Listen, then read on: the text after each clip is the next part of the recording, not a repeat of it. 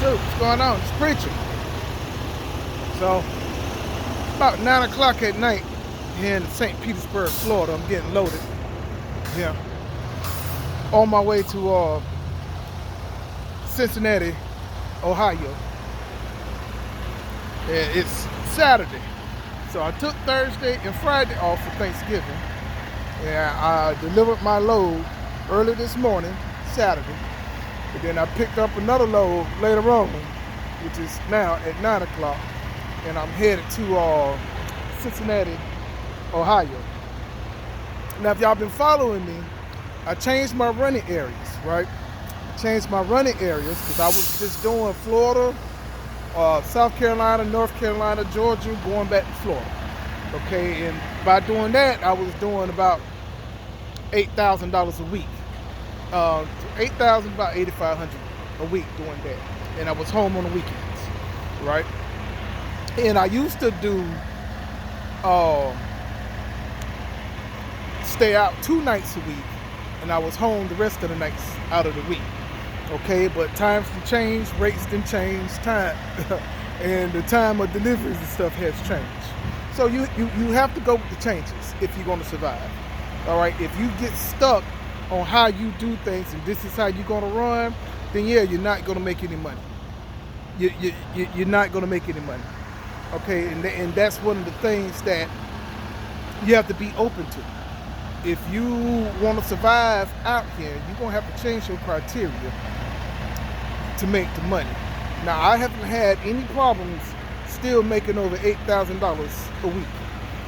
Matter of fact, for the last 2 weeks, not including this week because I was home Thursday and Friday, but the previous 2 weeks, I still was at 82 to 8,500, and I was gone from Monday. I left out of Florida on Monday, and I was back by Saturday morning in Florida. And still making over $8,000, but I've been running in a different market. So I'm following where the market is still got the rates. Okay, and that's what I'm doing. This load, it delivers on Monday, so I can pick up a load on Monday. And I'm gonna run that Illinois, Indiana, Ohio, Pennsylvania, some Missouri, some Kentucky. Okay, those are the areas that I'm looking at because those are the areas that are paying money. For instance, I got a load picking up on Monday, 57 miles from where I'm delivering to in Ohio, and it's going to Pennsylvania. It's 559 miles, and it's paying $1,900. Okay, so, and it's a day run. I look for day runs. So I look to pick up one day, deliver in the morning, pick up another load, deliver in the morning. And then on Friday, I look for me a long load.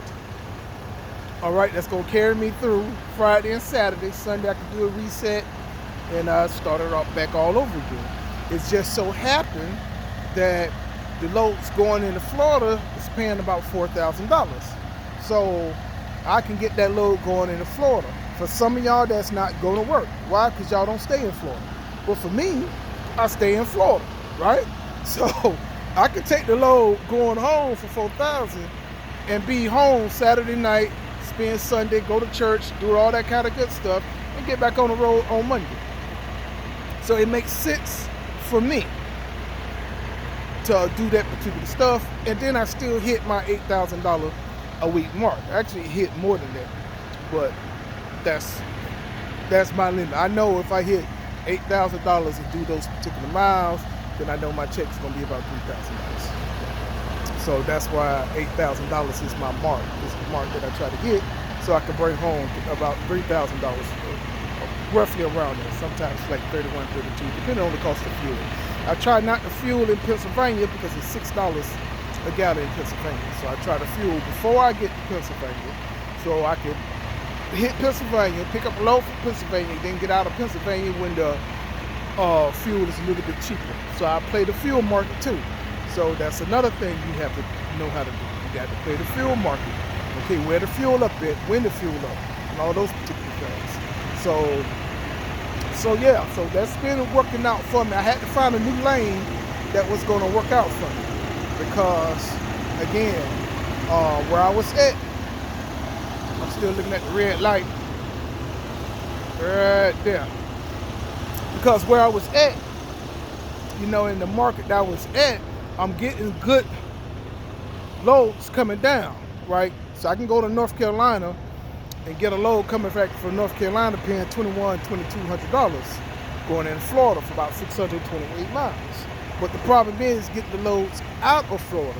It wasn't paying enough for me to be able to do that. And so when trying to get a load from Florida up to North Carolina that's only paying $750, $800, it just wasn't adding up.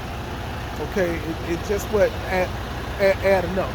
The other contract that I had before, when my other truck went down, somebody else came up and grabbed that.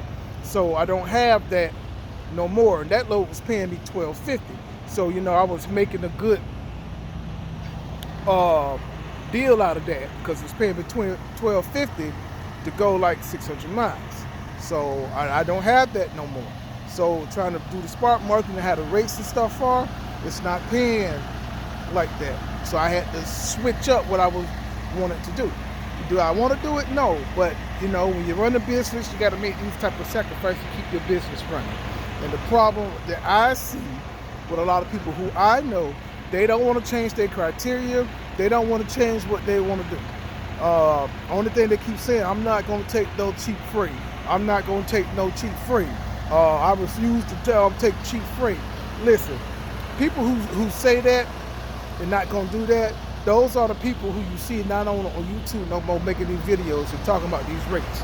Those are the same people who's getting out the business, selling their trucks, going out the business. Listen, sometimes you may have to take a freight. Taking cheap freight is taking freight that you do not make a profit on. That means you done took it too cheap that you couldn't make a profit on after all bills and everything is paid and done. So, for instance, this load that I'm on right now, I'm going to profit about $650 off of this load. It's going to be my profit. Taking it up to Ohio. Now, is it the type of profit I want? No, but it's a profit after everything is said and done. It still is a profit. Then it's going to take me up to somewhere where I'm going to profit a lot in, and I'm going to profit on the way coming back. So it's not the best load. No, it's not the best load, but it's a good load that I will profit some money off of. I don't care if I profit $300 off of a load. If it's going to get me to an area where I'm going to profit a lot more at, then that's what I'm going to do. And the problem is, you got a lot of people, I say this all the time, that all of a sudden you're ready to start a trucking company in the trucking business and you never ran a business before. You never did budgets. You never did labor performance. You never managed a business before, and you think every load have to be a knockout load. No, it do not. In every single business, they have days where they did not profit that much amount of money. Do they close their doors because on Monday they ain't profit a lot of money? No, because they know by the end of the week, they are going to make their money. It's just one particular day that they didn't make their money. So when you have that happens, all that particular stuff going. Yeah. All right. I'll let you know.